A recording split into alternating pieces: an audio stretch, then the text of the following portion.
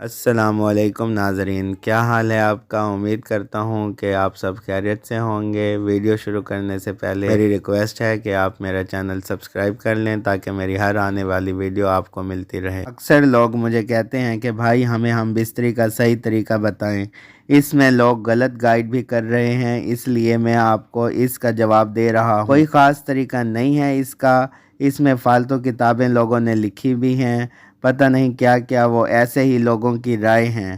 تو یہ چیز نیچرل ہے، جیسے آپ سے کوئی پوچھے کہ کھانا کیسے کھاتے ہیں تو بھائی منہ میں نوالا ڈال کے چبائیں، نگل لیں، خود بخود فطرت سکھاتی ہے انسان کو۔ تو جیسے ہی زوجہ کے قریب جاؤ گے تو فطرت خود بخود سکھا دے گی۔ ہاں، شریعت نے جس طریقے کو حرام قرار دیا ہے وہ سب کو معلوم ہے۔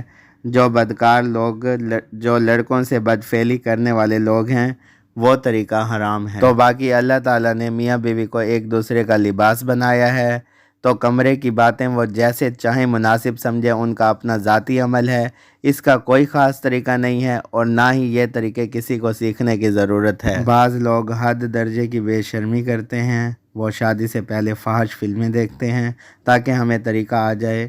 یہ انتہائی درجے کی بیہودگی ہے، انتہائی درجے کا لعنتی عمل ہے۔ یہ میاں بیوی جس طرح سے ایک دوسرے کو سیٹسفائی کر سکتے ہیں وہ کر لیں تاکہ ان کی توجہ کسی اور طرف نہ جائے، وہ حلال کی تسکین ان کی بند کمرے کے اندر ہو جائے، اور یہ باتیں لوگوں سے شیئر بھی نہیں کرنی چاہیے۔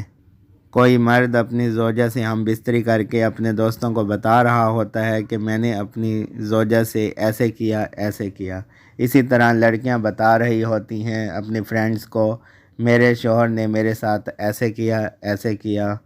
بہت ہی لعنتی عمل ہے یہ۔ آپ صلی اللہ علیہ وآلہ وسلم نے فرمایا، جو عورت اپنے شوہر کے راز یا شوہر اپنی بیوی کے راز فاش کرتا ہے اس پر لعنت ہے۔ حدیث کا مفہوم ہے یہ۔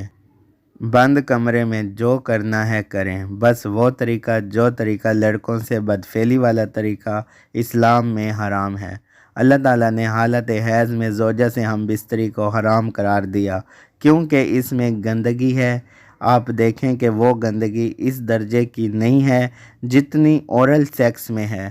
اگر منہ میں ڈسچارج ہو جائے بندہ تو آپ سوچیں کہ اللہ تعالیٰ نے شرمگاہ کو گندگی سے بچا رہا ہے، جس کی وجہ سے حیض کی حالت میں ہم بستری کو حرام قرار دیا ہے۔